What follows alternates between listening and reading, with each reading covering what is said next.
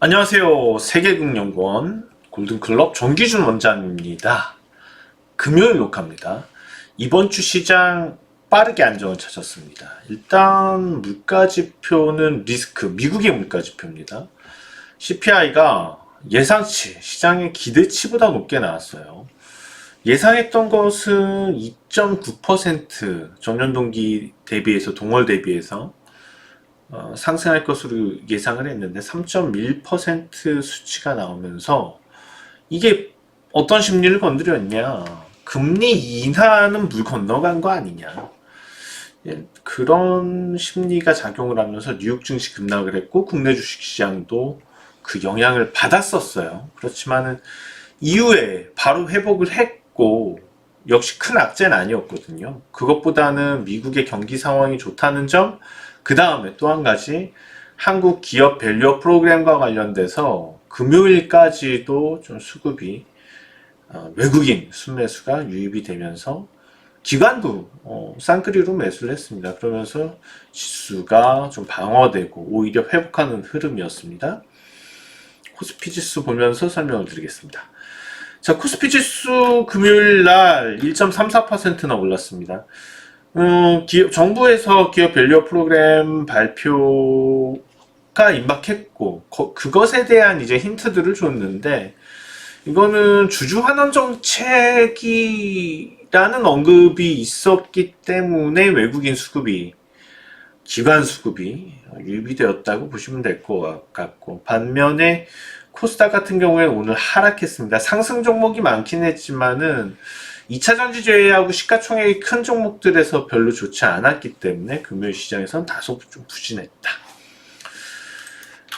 코스피 지수가 뭐 삼성전자가 꼭 아니더라도 은행주, 금융주, PBR이 낮은 종목들이 있거든요. 전통적으로. 그러니까 성장성이 떨어지는 종목들이 어떻게 보면은 한국 주식시장에서 뭐 성장성을 붙이기 좀 어려울 만한 종목들이 올라가면서 그쪽으로 수급이 몰리면서 오히려 성장성 있는 종목들은 좀 떨어졌고, 그러면서 지수는, 코스피 지수는 1.3%나 오르게 되었습니다. 갈 길이 좀 열렸다고 보시면 될 것 같아요. 코스피는요. 근데 벌써부터 이 저 PBR 종목들, 그리고 뭐 가치주라고 얘기할 수 있는 종목들, PER도 낮고 뭐 그런 종목들 보시면은 움직임이 좀 변화는 있어요. 역시 현대차, 기아 이런 종목들이 좀 강하죠. 실적 좋고, 그러니까 실적은 바탕이 돼야지. 근데 제가 봤을 때 무조건 다 기업 밸류 프로그램이라고 해서 다 주가가 오를 리는 없어요. 현대차나 기아 같은 경우에는 실적도 괜찮은데다가 향후 성장성에 대해서 우리가 바라볼 점도 많이 있거든요. 방송에서 몇 차례 언급은 드린 것 같지만은 전기차 시장은 아직 완성차 업계는 그렇게 좋은 거리는 아니에요. 왜냐하면 2차 전지 가격 자체가 비싸거든요. 그러니까 만약에 2차 전지 가격이 떨어진던지 아니면은 2차 전지 효율성이 높아진다든지 그런 단계가 되었을 때는 자동차 업계에는 상당히 큰 도움이 되겠죠. 어떻게 보면은 완성차 업계에서 지금 2차 전지 그리고 전기차, 이 국면 자체가 2차 전지 업체들이 급성장하는 국면인 거지, 완성차 업체가 아직까지 급성장한다? 테슬라는 뭐 한 획을 긋긴 했지만은 원래 자동차 회사가 아니었잖아요. 처음부터 전기차였잖아요. 지금 이제 완성차 업체들이 전기차에 대한 어떤 패러다임의 그런 큰 변화, 내연기관에서 그것에 대한 성장성은 하나도 반영을 하지 못했다는 거예요. 아직 이게 반영이 되려면 시간이 좀 필요할 것 같아요. 단순히 뭐 보조금을 통해서 우리가 전기차 구매가 아니고 진짜 실제로 편의성이라든지 아니면 여러 가지 장점을 위해서 전기차 구매가 발생하는 되는 시기, 제가 봤을 때는 5년 후라고 보거든요. 그럼 5년 후에 그런 단계, 교체 수요기 아주 좀 뭐라 그럴까요, 다이내믹한 그런 교체 수요기가 진행이 되는 그 시기 몇 년 전에 성장성은 반영이 될 거라는 거죠. 그러면은 이게 단순히 우리가 현대차, 기아에 대해서 이걸 가치주로만 볼 건 아니라는 거예요. 성장주로 볼 측면이 그쪽에서 있다는 거고, 그러면은 먹잇감으로서 아주 좋죠. 현대차도 마찬가지고. 제가 봤을 때는 우선 표적이 된 것 같고요. 그런 쪽에서 밸류 프로그램 쪽에서 표적이 된 것 같고, 주가는 우선은 현대차가 당장 점핑을 기아가 멋지게 했었기 때문에 당장은 현대차지만 저는 기아가 더 나을 수 있다고 봐요. 그래서 단순히 이 정도 단계에서 마무리가 될 것 같지는 않고요. 기아 관련해서는 뭐 최소한도 목표가 20만원은 봐야지 될 것 같고, 단기적으로. 이것도 사실 그 기업 밸류 프로그램이라는 그 아이템을 가지고 모멘텀 열린 거거든요. 그럼 그동안 팬데믹 이후에 종목들 이렇게 보내는 거 보면은 이 정도 시작했으면은 단순하게 끝내지 않을 거라는 겁니다. 그래서 현대기아차의 시가총액이 상당 수준으로 높아지지 않을까라는 그런 계산이 들어요. 지금 시가총액을 이렇게 봤을 때 아직까지 현대차가 시가총액 5위거든요. 코스피에서 2.56%의 비중인데, 제가 봤을 때는 LG에너지솔루션에 근접한 수준까지 올라가지 않을까, 그런 생각이 드네요. 뭐 삼성바이오로직스는 금방 꺾을 것 같고요. 그런 생각입니다. 2차전지 관련주들이 오늘 움직임이 있었는데, 2차전지 관련돼서는 좀 압축해서 보셔야지 돼요. 이미 끝난 종목들이 많이 있어서요. 좀 옥석 가려야지 되고요. 가는 종목들 몇 개만 갈 겁니다. 구체적으로 뭐 몇 종목들 보이긴 하는데 확인은 더 돼야지 돼서 아직 뭐 이렇게 뚜렷하게 얘기하기는 그렇고요. 유튜브 상에선. 뭐 건물주 만들기나 그런 데서는 이미 좀 몇 종목 찍어서 드리긴 했지만은 좀 더 뭐 지켜보고 유튜브에서는 말씀드리는 게 맞을 것 같습니다. 왜냐하면 추세가 지금 뭐 예를 들어서 에코프로를 볼까요? 이거는 상승 추세로 반전할 조짐은 아직은 아닌 거거든요. 상승 추세라기보다는 아직까지는 하락 추세여서 대부분의 2차전지 관련 종목들이 그런 위치에 있을 거예요. 그런데 이제 요걸 넘어서는 2차전지 종목들이 오늘 급등한 종목들 중에서 있을 거라는 거죠. 이 추세를. 그러면은 상승 추세를 탈환을 하면서 뭔가 전혀 다른, 기존의 이제 2차전지 종목들과 전혀 다른 추세 흐름을 그리면서 갈 수 있을 거라는 거죠. 그렇기 때문에 일부 2차전지 종목들은 아직도 유망하지만 대부분은 좀 꺼지는 불씨다, 이렇게 보시면 될 것 같습니다. 그리고 좀 이번 주 특징적으로 보여졌던 것 중에 하나, AI가 확산 조짐이 또 있어요. AI 확산 조짐이 있으면서 케어랩스 같은 종목들, 인성정보, 케어랩스 상한가입니다. 이게 사실은 원격 진료 쪽인데, 비대면 진료, 원격 진료, 비대면 진료 쪽인데, 근데 의료 AI로 확산이 되고 있는 거죠, 이쪽이. 근데 뭐 같은 맥락이에요. 전 개인적으로 의사 수를 늘리기 위해서 의대 정원을 확대하고 근데 뭐 나쁘지는 않는데 결코 그게 맞을까요? 저는 그런 정책보다는 빨리 원격 진료나 대중화 시켰으면 좋겠어요. 너무 꼭 필요하고 원격 진료는 약이야 택배로 받아보면 될 거고 뭐 문제점이 될 수 있는 부분들은 보완해 나가야지 되겠죠.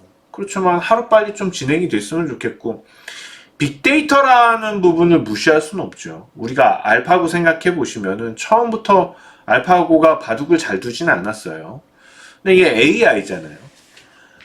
AI 시스템을 계속 기보를 자기가 만들면서 이기는 방법들을 터득해 나가는 거예요. 스스로가. 그러면 우리가 환자들의 빅데이터를 AI가 해석을 하고 한다면 어떤 의사보다도 더 좋은 진료와 처방을 내줄 수가 있단 말이에요. 이거는 정말 빨리 시행이 돼야지 되고 우리나라가 그런 기술력을 갖춰야지 선진국 대열의 미래에 올라설 수 있을 것이다. 시대가 바뀌고 있어요. 아니 인구 절벽인데 한국은 의사수 의대 티오 늘린다고 해서 아무나 다 의사 시킬 거예요. 그건 좀 아닌 것 같고 차라리 의사수가 향후에 모자랄 것 같다면은 AI 의사라든지 수술 로봇 지금 간단한 수술 같은 경우에 완전 자동 수술 기술적으로 불가능하지가 않거든요. 그런 부분들이. 그러니까 우리가 좀 더 정밀해져야지 되고 하는 부분에 있어서 너무 사람 손에 다 맡길 필요는 없다는 거죠. 우리 또 가뜩이나 인구 절벽인데 그걸 잘 관리할 수 있는 사람들만 있으면 된다는 거죠. 뭐 정책적으로도 필요하지만은 실제로 좀 이런 성장성들은 참된 부분이고 과연 정부 정책에서 그런 대기업들에 대한 투자 유발하는 것만 필요한 것인가? 저는 그렇게 보지 않거든요. 향후 한국이 먹고 살 부분에 있어서 창업부터 해서 저런 중소기업들이 큰 기업으로 성장할 수 있는 데 있어서 어떻게 보면 성장성이 높은 기업들 그런 기업들이 대기업이 될 수 있는 발판을 잘 만들어주고 가져야지 더 맞다고 봐요. 정책의 방향성이 조금 좀 아쉽습니다. 왜 저평가냐? 그 종목들이 성장성이 없으니까 저평가죠. PBR 낮은 종목들 보세요. PBR 1배 미만인 종목들 중에서 성장성 좋은 종목이 있나요? 거의 없어요. 성장성이 안 좋고 거기 머물러 고여있는 물이니까는 그 가격인 거죠. 그거를 주가를 왜 뛰어 올려줘? 대주주주라고 뛰어 올려줘요? 그러면 안 되죠. 한국이 발전하는 방향은 아니라고 보입니다. 그래서 뭐 정부에서 정책적으로 뭐 어떻게 하던 총선 전에 어떤 뭐 쇼를 하던 어쩌건 간에 결국에 주식시장은 성장성에 목이 말라 있어요. 주식시장 보세요. 지금 뭐 뉴욕 증시를 보더라도 마찬가지고 글로벌 주식 전체적으로 봤을 때 트렌드 자체가 성장주예요. 성장주. 지금은 이런 재무 분석부터 해서 향후 성장성들이 실제로 기업의 이익이 어떻게 미래에 도달할 것인지에 대한 분석이 상당히 명확하게 나옵니다. 이런 것들 때문에 지금 당장 성장성이 보이는 종목들 미래의 수익 가치에 대한 반영이기 때문에 단기적으로는 뭐 저평가 종목들 이렇게 수급이 들어와서 올라갈 수 있지만 중장기적으로 봤을 때는 결국에는 성장주들이 오를 수밖에 없을 거다 이렇게 분석이 됩니다. 지금 이제 우리나라 주식시장에서 성장주의 핵심을 보게 되면은 지금 이렇게 보신 것처럼 원격진로, 의료 AI 관련주들, 뭐 비트컴퓨터부터 해서 몇 가지가 있죠. 인성정보며 그런 종목들이 강합니다. 유비케어도 있을 거고요. 오늘 그렇게 좀 올랐어요. 추세는 비트컴퓨터 추세가 좋고요.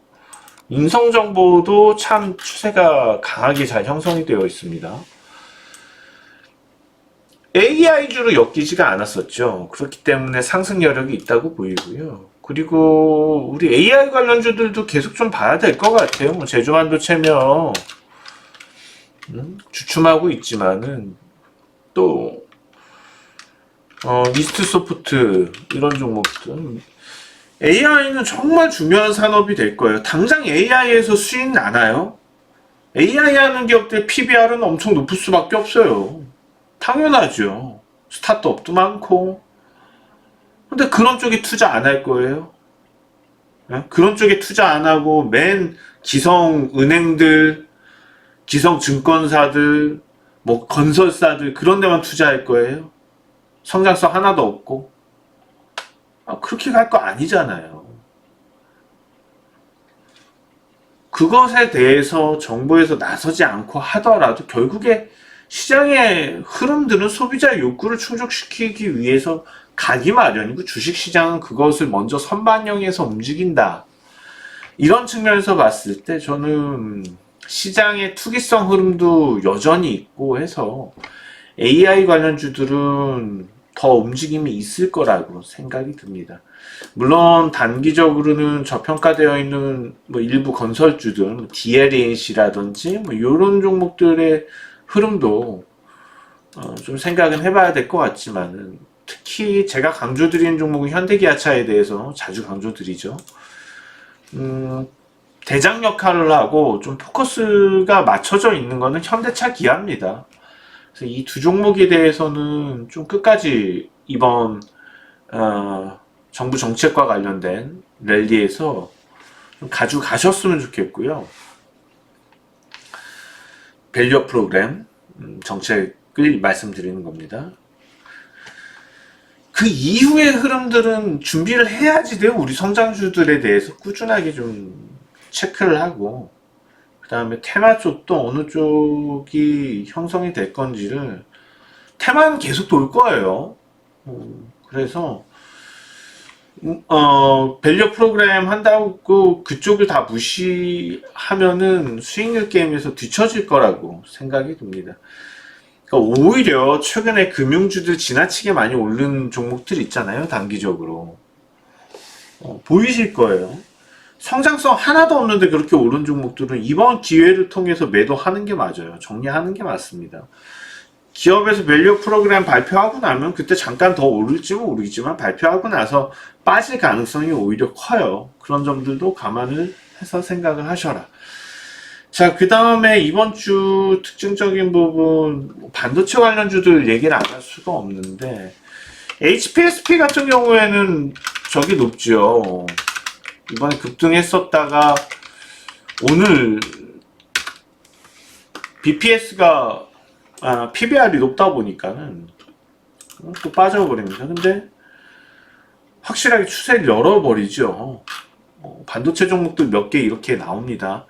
그 다음에 자동차용 반도체 뉴스가 있었죠. 텔라칩스 같은 경우에 오늘 뭐 20% 넘게 올랐다가 무슨 매물인지 모르겠지만 뭐 알 수 없는 매물에 의해서 꺾였는데 길을 열어두었기 때문에 치고 올라가겠죠. 반도체 종목들 이런 우리 중소반도체, 특수반도체, 이미지스부터 해서